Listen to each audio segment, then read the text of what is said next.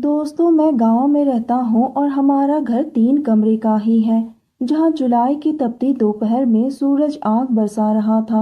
हवा में गर्मी की लपटें तैर रही थी और चारों तरफ सन्नाटा छाया था। मैं पवन 27 साल का जवान लड़का अपने बड़े भैया और उनकी बीबी यानी मेरी भाभी किरण के साथ रहता था। हेलो मेरे प्यारे दोस्तों, आप सभी को मेरे यूट्यूब चैनल कहानी का खजाना में स्वागत करती हूँ। आई होप आप सभी लोग खुश होंगे, स्वस्थ होंगे। दोस्तों, थोड़ा सा समय निकालकर इस कहानी को अंत तक जरूर सुने। चलिए अब कहानी में आगे बढ़ते हैं और आपको यह कहानी सुनाते हैं।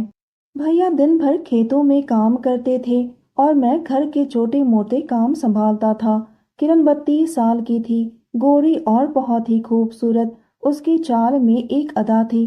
भैया की उम्र 40 के पार थी। भाभी की नजरों को देखकर ही पता चलता था कि वो भाई से खुश नहीं थी।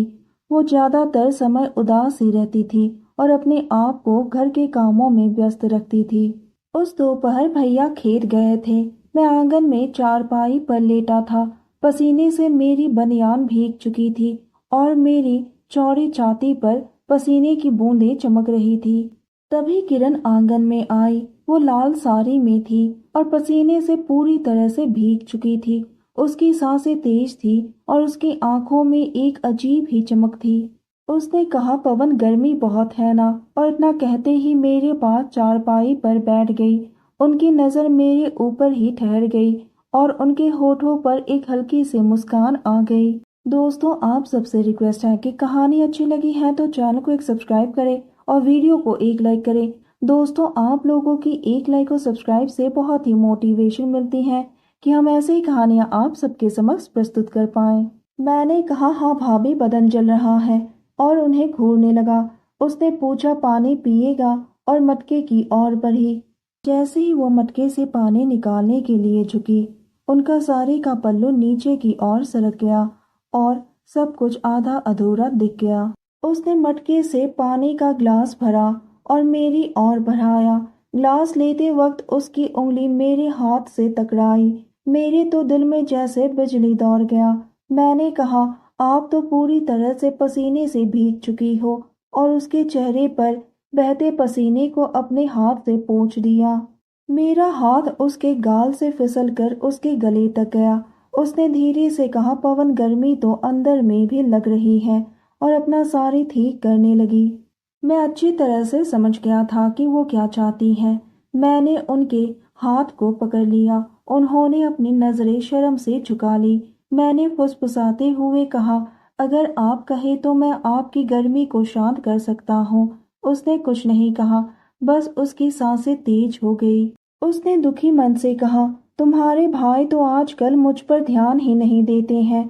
मैं तो उनके होते हुए भी खुद को बिल्कुल ही अकेली महसूस करने लगी हूँ। वो खेतों से आते ही खाना खाकर सो जाते हैं।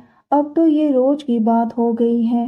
मैंने कहा, आपको चिंता करने की कोई जरूरत नहीं है। भाई आपका साथ दे ना दे, मैं हूं ना, मैं आपका पूरा साथ दूंगा। उसने कहा, क्या सच में ऐसा हो सकता है? मैंने कहा, जी बिल्कुल, अगर आप चाहे तो। उसके बाद तो हम दोनों अपनी मस्ती में खो गए। उस वक्त हम दोनों की दुनिया ही कुछ अलग थी। हम दोनों बहुत ही खुश थे और एक दूसरे का भरपूर साथ दे रहे थे। उन्हें एक अनचाहा खुशी मिल रही थी। मैं भी बहुत खुश था। चलो, भाभी के चेहरे पर थोड़ी मुस्कान तो आई, पल भर के लिए ही सही, पर मैं उन्हें खुश तो कर पा रहा था।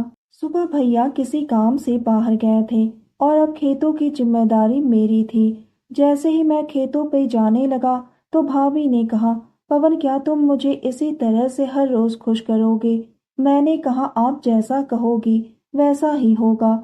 उस दिन हम दोनों खेतों में भी और फिर रात में भी मैंने एक बात महसूस किया है कि वो अब थोड़ी बहुत खुश रहने लगी है।